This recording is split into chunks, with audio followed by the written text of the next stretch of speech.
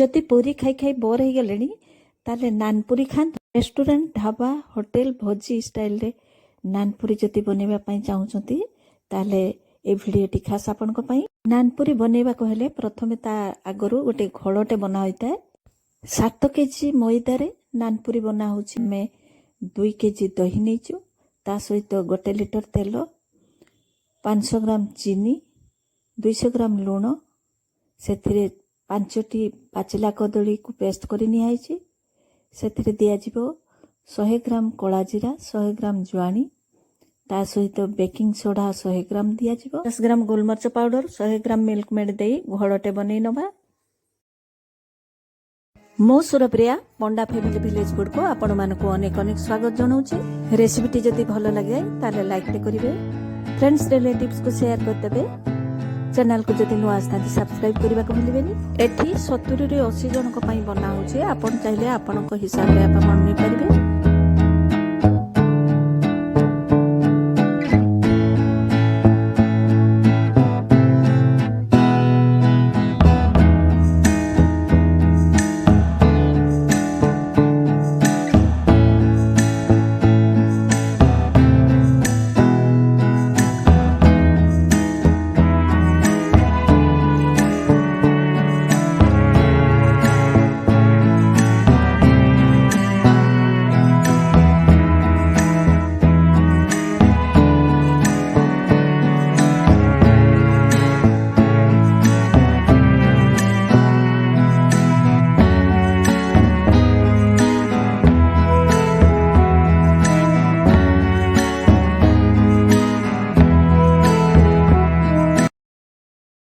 बस एबे गोलमर्च गुंड देबा परे अल्प अल्प करी आमे मैदा को दबा।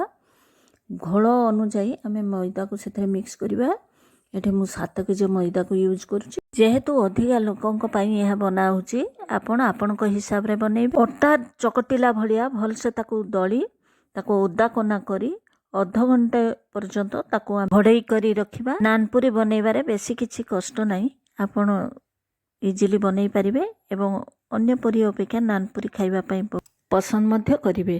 जेउ प्रोसेस रे मु बतैली आपण थरे निश्चित ट्राई करिवे। एबे सेथिरे अल्प अल्प करी मैदा को दबा ओ भल से ऊपर तळ करी ताको मिक्स करिबा।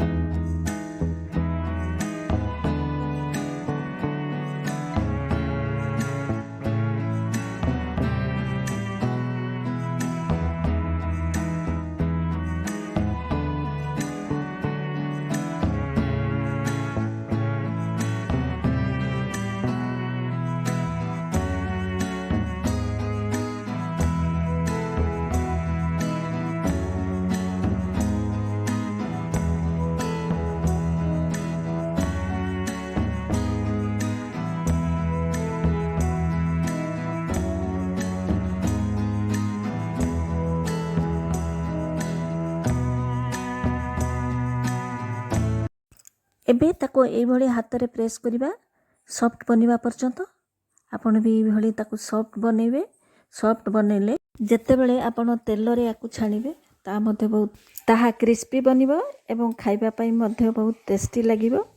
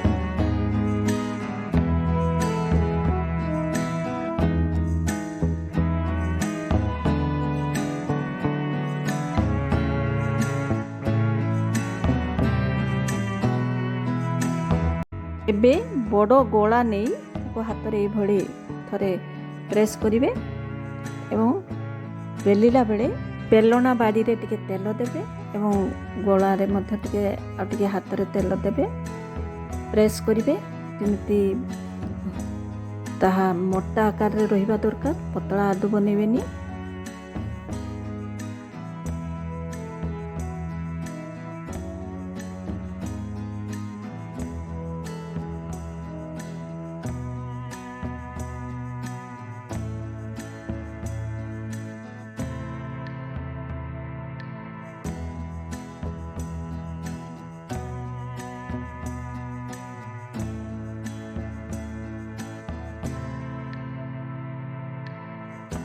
मोटा करी बेलिला परे मु गोटे छुरी साहाय्य ताकू सेप देबी। आपण आपणक हिसाब रे सेप देबे। आपण राउंड भी रखि परिबे स्क्वायर साइज भी रखि परिबे।